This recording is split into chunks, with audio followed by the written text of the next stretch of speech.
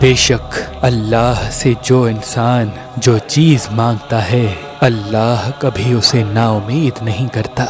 تو ویسے ہی ایک نبی جس کو تاریخ سلیمان علیہ السلام کے نام سے یاد کرتی ہے، اللہ کی دربار میں ہاتھوں کو اٹھا کے بار بار دعا کرنے لگے، اے اللہ مجھے ایسی عزت دے، ایسا مقام دے جو مجھ سے پہلے نہ کسی کو ملا ہو اور نہ ہی میرے بعد کسی کو ملے۔ تو بس اللہ نے اپنے نبی کی دعا قبول کی اور آپ کو کائنات کے ذرے ذرے پہ حکومت عطا کر دی۔ تاریخ نے لکھا انسان، جنات، جانور، پرندے، ہوا، درخت آپ کے ماتحت رہتے تھے، آپ سب کی زبانوں پہ عبور رکھتے تھے، آپ کا تخت فضا میں اڑا کرتا تھا اور تمام مخلوقات آپ کے رعب، مرتبے اور عزت کو دیکھ کے اللہ کی توحید کو تسلیم کرتی تھی۔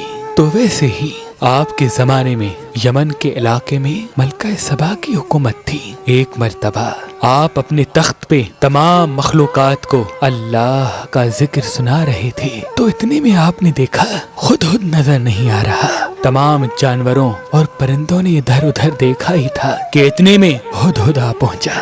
آپ نے پوچھا تم اتنی دیر کہاں تھے؟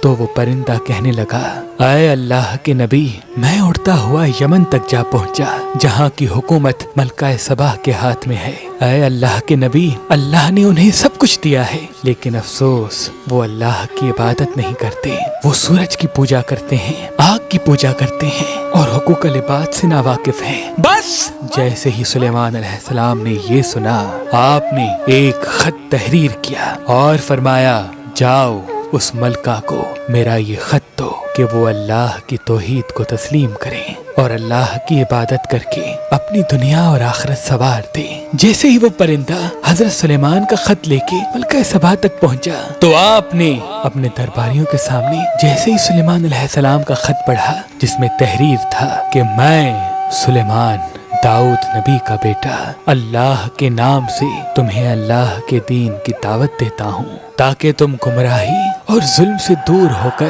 شیطان کے وسوسے کو چھوڑ کر اللہ کی رحمت تک پہنچ سکو، وگرنہ تمہارا ہی ظلم تم پر برسے گا۔ ملکہ سبا نے اپنے مشیروں اور لوگوں سے مشورہ کیا تو انہوں نے کہا، اے ملکہ سبا ہمارے پاس نیزے، تلوار، بھالے اور اتنے لوگ ہیں کہ ہم کسی کے سامنے کیا جھکیں۔ شیطان نے انہیں گمراہ کر کے رکھا تھا، لیکن ملکہ سبا نے کہا مجھے ان کے الفاظ میں صداقت کی خوشبو آ رہی ہے، ان کے قاصد کو خالی بھیجنا مناسب نہیں۔ آپ نے قیمتی تحائف کے ساتھ اپنے قاصد سلیمان نبی کے پاس بھیجے۔ حضرت سلیمان علیہ السلام نے جیسے ہی ان تحائف کو دیکھا آپ فرمانے لگے، اللہ نے مجھے سب کچھ عطا کیا ہے اور مجھے اس زمین کی ہدایت کے لیے مقرر کیا ہے، جاؤ اپنی ملکہ سے کہہ دو کہ میں تو صرف ان کی ہدایت چاہتا ہوں، ان تحفوں کی مجھے کوئی ضرورت نہیں۔ جیسے ہی یہ پیغام ملکہ سبا تک پہنچا آپ حضرت سلیمان علیہ السلام کی طرف چل پڑی۔ یہ علم جب حضرت سلیمان کو ہوا تو آپ نے یہ چاہا کہ جب ملکہ سبا یہاں پہنچے تو ان سے پہلے ان کا تخت یہاں موجود ہو۔ کون ہے جنات میں سے جو یہ سب سے پہلے کرے گا؟ جنات میں سے ایک جن جس کا نام نیاب تھا کہنے لگا، اے اللہ کے نبی میں آج کے دن میں ہی تخت بلقیس آپ تک پہنچاؤں گا۔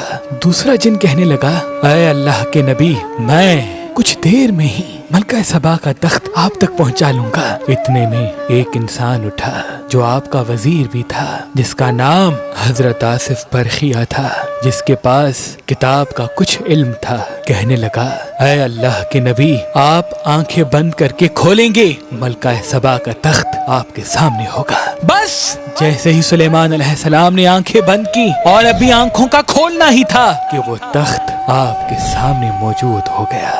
سارے جنات، چرند پرند آصف برخیہ کی تعریف کرنے لگے اور اتنے میں ملکہ سبا بھی آ پہنچی۔ جیسے ہی انہوں نے اپنا تخت اپنے سے پہلے حضرت سلیمان علیہ السلام کے پاس دیکھا تو کہنے لگی، بے شک آپ کوئی عام انسان نہیں، آپ اللہ کے نبی ہیں اور آپ کی حکومت اللہ نے صرف انسانوں پہ نہیں بلکہ اس دنیا کی ہر خلقت پہ رکھی ہے۔ میں تسلیم کرتی ہوں جس کی عبادت آپ کرتے ہوں گے وہی حقیقی خالق ہے۔ میں تسلیم کرتی ہوں جس نے آپ کو حکومت دی ہوگی وہی اس کائنات کا مالک و خالق ہے۔ اور یوں ملکہ سبا اللہ کے دین کو تسلیم کر کے حضرت سلیمان کی نبوت کا اقرار کر بیٹھی۔ اگر آپ شادی کرنا چاہتے ہیں لیکن آپ کو اچھا رشتہ نہیں ملتا تو آج ہی مہربان شادی دفتر کے نمبر پہ کال کریں۔ اللہ کے کرم سے ہمارے پاس پاکستان سے باہر اور پاکستان میں بھی مختلف مسلک اور مذہب کے رشتے موجود ہیں۔ اگر ہمارا نمبر آپ کو مصروف ملتا ہے تو آپ ہماری ویب سائٹ meherbanali.com یا ہماری اپلیکیشن جو گوگل پلے اسٹور اور آئی فون ایپ اسٹور پہ موجود ہے ان سے بھی اپنے لیے ایک اچھا رشتہ حاصل کر سکتے ہیں۔ مہربان شادی دفتر، مہربان شادی دفتر۔